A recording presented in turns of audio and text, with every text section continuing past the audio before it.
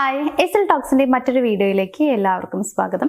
നമ്മളൊരു റിലേഷൻഷിപ്പിലായിരിക്കുന്ന സമയത്ത് നമ്മൾ ആഗ്രഹിക്കുന്ന കാര്യം എന്താ വെച്ച് കഴിഞ്ഞാൽ കംപ്ലീറ്റ്ലി അവര് നമ്മളിലേക്ക് അഡിക്റ്റ് ആയിരിക്കണം എന്നുള്ളതാണ്.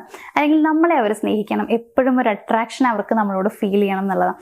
ഇത് നമ്മുടെ ഉള്ളിൽ ആഗ്രഹമായിട്ടുണ്ടെങ്കിലും നമ്മൾ ചെയ്യുന്ന കുറേ കാര്യങ്ങൾ അവർക്ക് നമ്മളോടുള്ള ആകർഷണം ഇല്ലാതാക്കാറുണ്ട്. അതായത് ഇതെന്ത് ഇങ്ങനെ ഇവളിങ്ങനെ ഇരിക്കുന്ന വിചാരിച്ചില്ല, അല്ലെങ്കിൽ ഇവന്റെ സ്വഭാവം ഇതാണോ എന്നൊക്കെ നമ്മൾക്ക് തോന്നും എന്നുള്ളതാണ്. അപ്പൊ അതിനുള്ള കുറച്ച് കാരണങ്ങളുണ്ട്. അതായത് ഇപ്പൊ നമുക്ക് അവരോടാണെന്നുണ്ടെങ്കിലും അട്രാക്ഷൻ ഇല്ലാതാവുന്നതിന്റെ, എല്ലാവർക്കും നമ്മളോടുള്ള ആകർഷണം ഇല്ലാതാവുന്നതിന്റെ ഒക്കെ പുറകിൽ കുറച്ച് കാര്യങ്ങളുണ്ട്.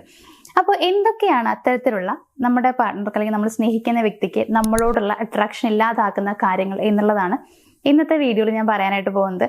അറിഞ്ഞോ അറിയാതെയോ നിങ്ങൾ ഈ കാര്യങ്ങൾ ചെയ്യുന്നുണ്ടെങ്കിൽ, നിങ്ങൾ ആ ഒരു പേഴ്സൺ ഒരുപാട് സ്നേഹിക്കുന്ന ഒരു പേഴ്സൺ ആണെങ്കിൽ, അവർ നിങ്ങളെ ഇഷ്ടപ്പെടണമെന്ന് ആഗ്രഹിക്കുന്ന ഒരാളാണെന്നുണ്ടെങ്കിൽ ഈ പറയുന്ന തെറ്റുകളൊക്കെ നിങ്ങൾ ചെയ്യുന്നവരാണെങ്കിൽ അതൊക്കെ മാറ്റാൻ വേണ്ടി ശ്രമിക്കുക. അപ്പൊ നമുക്ക് നോക്കാം അവർക്ക് നമ്മളോടുള്ള അട്രാക്ഷൻ ഇല്ലാതാക്കുന്നതിന്റെ കാര്യങ്ങൾ എന്തൊക്കെയാണ്, അല്ലെങ്കിൽ അതിന്റെ പുറകിൽ എന്തൊക്കെ കാരണങ്ങളുണ്ട് എന്നുള്ളത്. ഇതിൽ ഒന്നാമതൊരു കാര്യം എന്ന് പറയുന്നത് കൊടുത്ത വാക്ക് പാലിക്കുന്നില്ല എന്നുള്ളതാണ്. ഞാൻ മുന്നേ പറഞ്ഞിട്ടുണ്ട്, എന്നാലും ഒന്നൊരു പറയാണ്, വളരെ ഇമ്പോർട്ടൻ്റ് ആയിട്ടുള്ള കാര്യമാണ്. നമ്മൾ കൊടുക്കണത് ജസ്റ്റ് ഒരു വാക്ക് മാത്രമായിരിക്കും, ഞാനിത് ചെയ്തു തരാട്ടോ എന്നുള്ള ചെറിയൊരു കാര്യമായിരിക്കും നമ്മൾ പറയണ്ടാവുക. പക്ഷേ അത് ചെറിയ ഒരു വാക്കാണെങ്കിൽ പോലും അതിന് വലിയ വിലയുണ്ടാവും അവരുടെ മനസ്സിൽ. അത് നിങ്ങൾ നടത്തി കൊടുത്തു കഴിഞ്ഞാൽ നിങ്ങളുടെ ജീവിതത്തെയും അത് മാറ്റിമറിക്കും എന്നുള്ളതാണ്. നമ്മൾ കൊടുക്കുന്ന ഒരു വാക്ക് ചിലപ്പോൾ അവർക്ക് വളരെ ഇമ്പോർട്ടൻ്റ് ആയിട്ടുള്ള എന്തെങ്കിലും ഒരു കാര്യം ചെയ്തു തീർക്കാനുണ്ട് എന്ന് വിചാരിക്കാം. നിങ്ങളടുത്ത് ജസ്റ്റ് ഒരു സഹായം ചോദിക്കുകയാണ്, എനിക്കിതൊന്ന് കംപ്ലീറ്റ് ചെയ്ത് തരുമോ എന്നുള്ളത്. അപ്പോൾ നിങ്ങൾ അവരുടെ അടുത്ത് പറയുകയാണ്, പിന്നെന്താ ഞാൻ ചെയ്തു തരാമല്ലോ എന്ന് നിങ്ങൾ പറയുമ്പോൾ നിങ്ങൾ ഭയങ്കര കോൺഫിഡൻ്റ് ആണ്. അപ്പോൾ പിന്നെ അവർ വിചാരിക്കും ഒന്നും കുഴപ്പമില്ല, അപ്പോൾ അവർ ചെയ്തു തരും എന്നുള്ളൊരു വിശ്വാസം അവർക്കുണ്ടായിരിക്കും.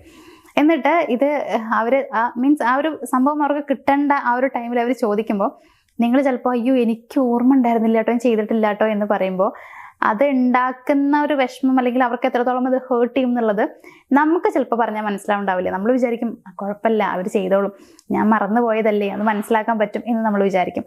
പക്ഷേ അവർക്കത് എത്രത്തോളമാണ് ഹേർട്ട് ചെയ്തിട്ടുണ്ടാവുക എന്നുള്ളത് നമുക്ക് അനുഭവത്തിൽ വരുമ്പോഴേ അറിയുള്ളൂ എന്നുള്ളതാണ്. ആ ഒരൊറ്റ കാര്യത്തിൽ നിങ്ങളോടുള്ള വിശ്വാസം അവർക്ക് പോയി കിട്ടും. അത് ബാക്കിയുള്ള ആളുകളുടെ കാര്യത്തിലാണെങ്കിൽ, ഇപ്പൊ നമ്മുടെ ഫ്രണ്ട്സോ ഫാമിലിയോ ഒക്കെ ആണെന്നുണ്ടെങ്കിൽ ഒരു പരിധി വരെ നമുക്ക് ശരി കുഴപ്പമില്ല എന്ന് നമുക്ക് വിചാരിക്കാം. നമ്മുടെ പാർട്ട്ണർ ആണെന്നുണ്ടെങ്കിൽ ഒരിക്കലും നിങ്ങൾ അങ്ങനെ ചെയ്യാതിരിക്കാം. കാരണം റിലേഷൻഷിപ്പിൽ ഇപ്പൊ നിങ്ങൾ സ്നേഹിക്കുന്ന ആ ഒരു പേഴ്സണുമായിട്ടുള്ള ആ ഒരു ബന്ധം ഉണ്ടല്ലോ, ആ ഒരു ബന്ധം എന്നും നിങ്ങളുടെ കൂടെ ഉണ്ടാകണം എന്നുണ്ടെങ്കിൽ അവിടെ ഈ പറയുന്ന വിശ്വാസം ഉണ്ടായിരിക്കണം. വിശ്വാസം വേണമെന്നുണ്ടെങ്കിൽ അതിൽ നിങ്ങൾ പറഞ്ഞ വാക്കുകൾ പാലിച്ചിരിക്കണം, എങ്കിലേ അവർ നിങ്ങളെ വിശ്വസിക്കും. ഓരോ പ്രാവശ്യം നിങ്ങൾ പറയുന്നതും നടത്താതെ ആകുമ്പോൾ നിങ്ങളോടുള്ള അവരുടെ വിശ്വാസം ഇങ്ങനെ കുറഞ്ഞു കുറഞ്ഞു വരും.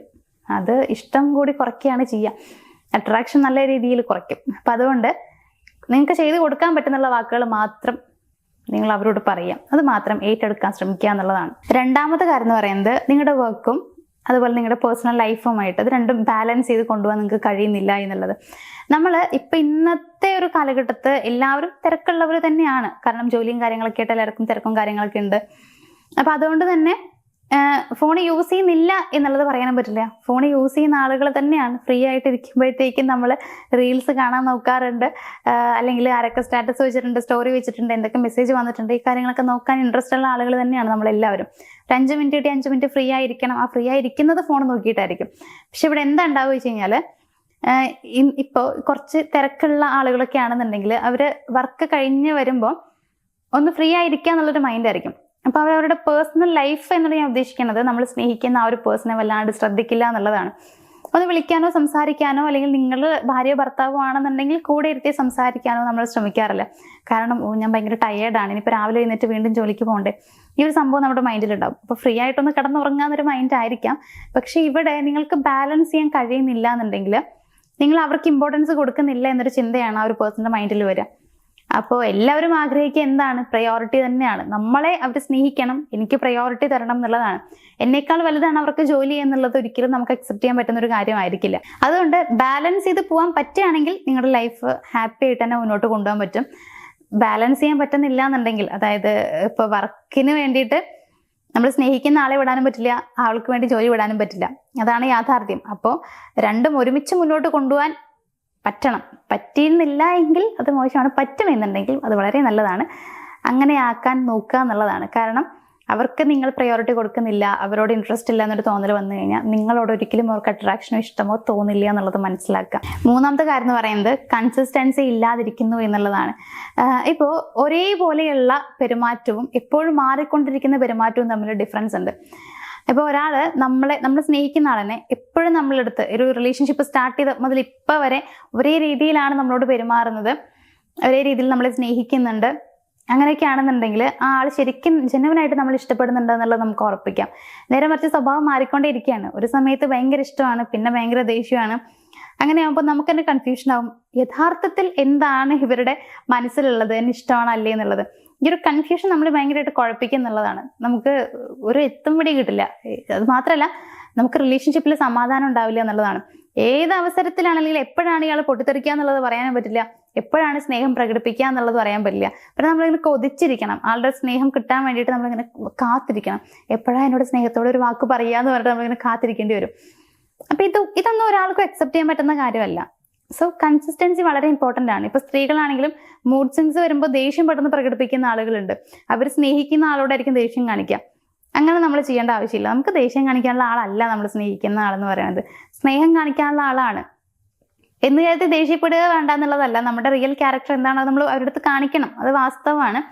എന്ന് കരുതി നമുക്കുണ്ടാവുന്ന മൂഡ് സ്വിങ്സോ നമുക്ക് വരുന്ന പ്രശ്നങ്ങളോ ഒന്നും അവരുടെ മേലെയല്ല നമ്മൾ തീർക്കേണ്ടത്. സോ കൺസിസ്റ്റൻസി വളരെ ഇമ്പോർട്ടൻ്റ് ആണ്. അത് നിങ്ങളില്ല എന്നുണ്ടെങ്കിൽ അവർക്ക് നിങ്ങളെ ഇഷ്ടപ്പെടാൻ പറ്റില്ല, ഒരിക്കലും അവർക്ക് നിങ്ങളോട് അട്രാക്ഷൻ തോന്നില്ല. അപ്പം ഈ 3 കാര്യങ്ങൾ കൊണ്ട് നിങ്ങൾ മനസ്സിലാക്കുക നിങ്ങളോടുള്ള നിങ്ങളുടെ പാർട്ട്ണറുടെ അട്രാക്ഷൻ കുറയും എന്നുള്ളത്.